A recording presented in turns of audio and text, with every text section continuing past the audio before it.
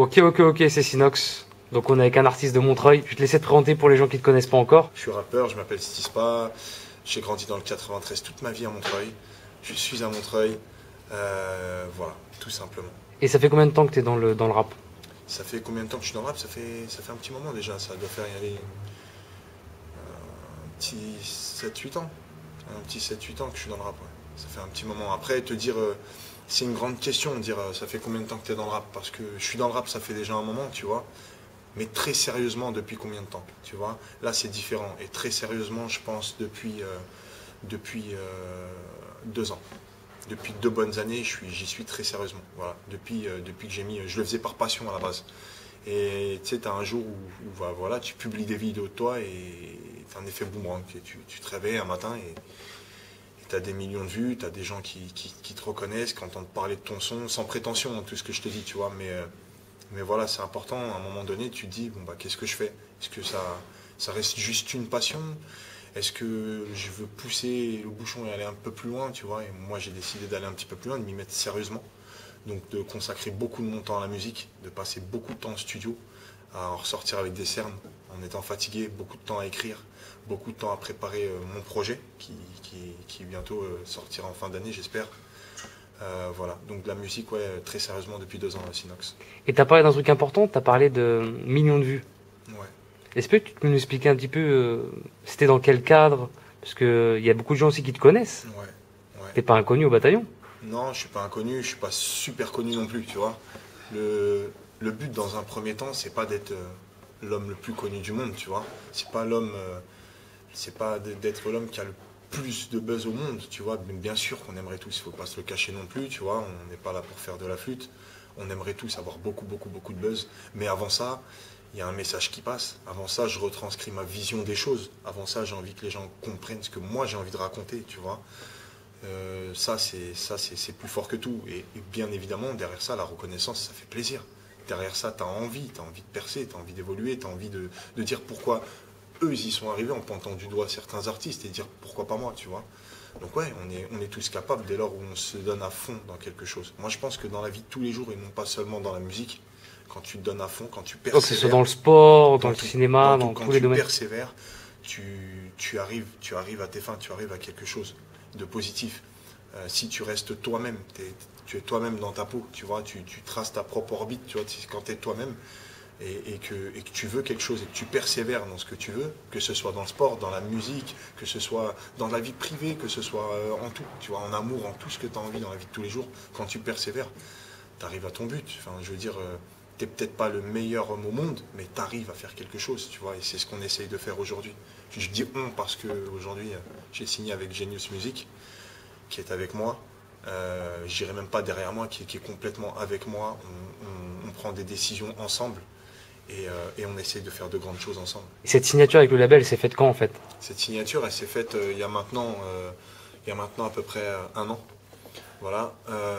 Et je crois que c'était à la sortie des clips, c'est ça? Ben en fait, je te dis, juste avant, je sors 2 sons. Tu vois, un son qui s'appelle Infidèle, un clip qui s'appelle Infidèle, et un clip juste avant encore qui s'appelle Paranoïaque. C'est 2 gros sons, 2 sons qui ont bien buzzé, qui ont bien tourné. Et toi, tu t'y attendais à ce buzz derrière ces morceaux? Pas du tout, pas du tout. Et pour être très sincère avec toi, j'avais pas fait surtout le son Infidèle, tu vois. Alors le son Paranoïaque, oui, tu vois, on était 2 dessus. J'étais avec une chanteuse qui fait du rap R&B. Je savais que c'était un son lourd quand on l'écrivait ensemble, on s'enjaillait, tu vois. On était dans une voiture, on commençait à l'écrire ensemble et ouais, il y a des fous rires qui ont commencé à naître, enfin plein de choses. On savait qu'on faisait un bon son. Autant quand j'ai fait Infidèle, qui a fait encore plus de buzz que Paranoïaque. Buzz, ça veut dire vue. De vues, ouais, de nombre de vues. Enfin, c'est de la façon dont tout le monde appelle aujourd'hui le nombre de vues. Je pense que c'est plus facile de dire buzz. Et pourquoi tu penses que ces morceaux, ils ont touché les gens en fait? Parce que c'est de la thématique homme-femme. Parce que c'est des histoires qui touchent tout le monde, tout simplement. Parce que c'est des choses que vivent tout le monde aujourd'hui. L'infidélité. Les femmes parano, tu vois, je suis à la maison, je décide de sortir avec mon pote et puis elle m'appelle, je viens de passer le pas de la porte et elle m'appelle déjà, tu vois, et nous les hommes c'est des choses qui nous fatiguent, tu vois, et les femmes elles se reconnaissent dans le côté un peu paranoïaque et dans les histoires d'infidélité. Aujourd'hui, j'ai même pas envie de te dire un couple sur deux, j'ai même presque envie de dire 2 couples sur 2, tu vois, vivent l'infidélité. Donc forcément, quand tu parles d'infidélité, déjà le titre, quelque part, je trouve que c'est un titre accrocheur, parce que moi personnellement, j'aurais pas fait ce son-là. Je suis sur YouTube, je vois marqué infidèle, et c'est un son, j'ai envie d'écouter. Tu vois, Après, il y a l'art et la manière de le faire, tu vois. Il y a la façon de raconter l'histoire. Moi, quand je rentre en studio, en cabine d'enregistrement, tu vois, quand j'enregistre un son rap hardcore, c'est un peu marrant ce que je veux te dire, tu vois. C'est ma personnalité, je suis comme ça. Je reste moi-même. Je suis dans ma propre peau, je joue mon propre rôle, tu vois, je suis moi-même. Et quand je rentre en cabine et que j'enregistre un son rap hardcore, quand je ressors, je suis un peu voyou, tu vois, je suis un peu ghetto. Je vais avoir un pote qui est à côté de moi, je vais ouvrir la cabine, je vais l'appeler, ouais, tu vois, je suis en mode Kaira un petit peu. Tout autant, quand j'enregistre un son à thématique homme-femme, qui raconte une histoire de rupture, d'amour, de ce que tu veux, je ressors, ben, je suis limite un peu ému, parce que je ressens ce que je chante, tu vois. J'écris pas juste des paroles. Quand je le rappe, quand je le chante, je le ressens. Tu comprends? Des fois, il m'arrive de sortir de cabine, de pas être bien. Pendant une demi-heure, je suis pas bien. Tu vois, parce que je viens de raconter une tragédie, parce que je viens de raconter une rupture, que moi aussi, ça me fait penser à des choses qui me sont arrivées à moi. Tu comprends? C'est des choses de la vie de tous les jours que je vois, que j'entends, que je retranscris. Donc forcément, moi, ça me fait penser à de vraies choses. Et je pense que le fait de le faire avec le cœur, tu vois, tout autant que quand tu rappes et que tu fais du hardcore, hein, le faire avec le cœur, parce que il n'y a pas que la thématique homme-femme. Je pense que même le hardcore, quand tu le fais avec le cœur, quand tu sais de quoi tu parles, quand tu racontes du vécu, ça se ressent. Ça se ressent. Je pense que le public aujourd'hui, il n'est pas con. Tu vois, un bluffeur, ça se voit. Un mec qui raconte des choses qu'il ne fait pas, ça se voit. Ça se voit. Et c'est pour ça que moi, j'ai choisi aujourd'hui de dissocier 2 parties, de faire les 2 parties, de ne pas être comme tout le monde. C'est pas parce que je sais faire du rap hardcore que je vais faire que du rap hardcore. Si à côté, j'ai envie de parler des femmes, eh ben je le ferai. C'est pas parce que je fais ça que ça veut dire que je suis un bouffon.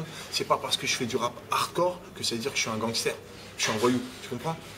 Je fais 2 choses différentes. J'ai moi aussi, comme tout le monde a vécu, j'ai grandi dans des quartiers, j'ai envie de retranscrire ce que j'ai fait dans ma vie. Et j'ai aussi, et moi dans ma vie, voilà, il y a plein de choses. Il y a eu ce côté quartier, ce côté banlieue, ce côté sorti avec des potes à moi, qu'entre potes, ce côté bêtise. Et j'ai eu ce côté femme, tu comprends? Le côté où j'ai vu autour de moi beaucoup de ruptures. Tu parles toujours de autour de toi, tu parles jamais de toi quand tu parles de ce truc-là. Pourquoi beaucoup? Bah oui, tout simplement parce que, non, il y a des histoires, bien sûr, il y a des histoires qui sont les miennes, tu vois. Mais j'ai l'impression que t'as du mal à le dire, quoi. non, j'ai pas du mal à le dire. Il y a des histoires qui sont miennes, tu vois. Il y a des choses qui sont. Quand je parle de rap hardcore, c'est des histoires à moi, tu comprends? Mais il m'arrive de rapper hardcore en racontant des histoires d'un pote à moi, d'un proche à moi qui est tombé par exemple au placard, tu comprends? Parce que c'est quelque chose qui m'a touché, c'est quelqu'un que j'aime bien. Ouais, ça fait partie de toi automatiquement. Ça fait partie de moi, tu comprends? C'est mon vécu. Et pareil, quand je parle de la thématique homme-femme, quand je parle de rupture, il peut y avoir des histoires à moi, il peut y avoir aussi des histoires autour de moi. Ça fait aussi partie de moi. De vivre tous les jours avec un pote à moi à qui il est arrivé une galère, sa galère, c'est la mienne. Tu comprends ce que je veux dire? C'est pas ne pas avoir envie de dire moi, il m'est arrivé à moi. Mais quand tu fais de la musique, ça serait te mentir. Et je pense que tout le monde est comme ça. Ça serait te mentir que dire moi je parle que de moi. Moi je raconte que mes histoires. Ça va à un moment, tu comprends? Un album, il y a 18 sons dedans. Je veux bien que 18 fois tu racontes une histoire qui te corresponde, mais quand tu vas faire 4 albums, qu'est-ce que tu vas raconter? Enfin, voilà. Tu vois, l'humain, il est comme ça. On va raconter. C'est comme un comédien. Tu prends un comédien aujourd'hui, il va voir un truc qui est marrant à l'aéroport, et ben il va retranscrire son sketch. Et il va faire, tu vois, il va faire un sketch en retranscrivant ce qu'il a vu. Et voilà. Mais tu peux pas parler que de toi. T'es égocentrique. Tu parles que de toi. T'es axé sur toi-même. C'est pas bon. Tu comprends? Et si tu veux que les gens s'identifient à toi, à un moment donné, il faut regarder plus loin que tes baskets, il faut regarder loin devant toi. Il y a des histoires devant toi. Et je pense que, pour revenir sur le son infidèle dont on parlait tout à l'heure, ce son-là a marché parce que c'est pas mon histoire. C'est l'histoire d'un ami à moi, un proche à moi. Et d'avoir regardé plus loin que le bout de mon nez, tu vois, à un moment donné, bah, ça touche les gens. Parce que cette histoire-là, plein de gens l'ont vécu. Donc j'aime parler des thématiques hommes-femmes et j'aime faire du rap hardcore. Et je pense qu'en plus, c'est bon pour moi. Parce que j'aurai un public plus gros, plus ouvert, toucher un petit peu tout le monde. Il y a des gens qui n'aiment pas les musiques à thématique homme-femme, qui aiment que le son de rap hardcore, et vice-versa. Et pas forcément que des hommes. Bon, voilà, c'est risqué, entre guillemets, un petit peu. Mais c'est un risque que je prends moi. C'est un risque que je prends moi parce que dans la vie, si tu prends pas de sens interdit, voilà, tu te casses la gueule. Parce qu'il y a peut-être des jeunes filles qui t'écoutes, mais qui s'attachent qu'à ce type de morceau. Qu'à ce type de morceau. Moi, j'ai des gens, quand je mets du rap hardcore, qui me disent moi, j'aime pas, je préfère quand tu chantes des sons comme Infidèle 2, par exemple. Tu vois, on vient de sortir là récemment Infidèle 2. J'ai des gens j'ai beaucoup de gens qui ont grave aimé ce son-là.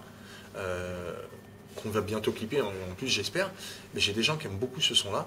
Et d'autres qui me disent, moi, je préfère quand tu fais du rap hardcore. Tu vois, vice versa. Et quand je balance des sons rap hardcore, comme là, un son plein comme Philippe, j'ai des gens, tu vois, H24, je reçois des vidéos, des gens qui sont à la chicha, des gens qui dansent, des gens. Et par contre, quand on voit d'autres morceaux, ils aiment pas trop. Ils disent ouais, c'est trop lover pour moi. Mais ça, c'est la vie. Ça, c'est la vie, c'est comme ça. La vie, elle est pleine de surprises. T'as des gens qui aiment, t'as d'autres qui aiment moins. Moi, je sais faire les deux choses. Je prends du plaisir à parler des femmes. Et tu prends le risque. Et je prends également, sinon, du plaisir à faire du rap hardcore. Je prends pas un risque à faire du rap hardcore. J'aime le faire. Donc je prends pas de risque. Je prends peut-être un risque pour le public. Je prends peut-être un risque pour toi aujourd'hui, tu comprends? Mais pour moi, réellement, je prends pas de risque. Je prends pas de risque parce que c'est ce que j'aime faire. C'est ce que j'aime faire. Après, oui, te dire que dans la vie, il ne faut pas prendre de risques, ça serait te mentir. Oui, il faut prendre des risques. La seule peut-être et le seul et unique risque que moi je prends, et sans vouloir me contredire dans ce que je viens de te dire, c'est qu'une personne ne puisse aimer des sons rap hardcore et ne puisse pas aimer des sons que je fais à thématique homme-femme, tu comprends? Mais aujourd'hui, on est dans un monde qui fait que de toute façon, peu importe ce que tu feras, tout le monde ne va pas aimer. Tout le monde ne va pas aimer. Donc on fait l'effort d'en donner à tout le monde. Aujourd'hui, c'est beaucoup. Je suis validé par Booba, je suis validé par Texi, je suis validé par Tel Radio. Peu importe, Sinox. Moi, je serais super fier le jour où je ferai avec toi une vidéo, tu vois, Sinox, et que je te dirai, mon son, il est validé par mon public. Il est validé par les gens.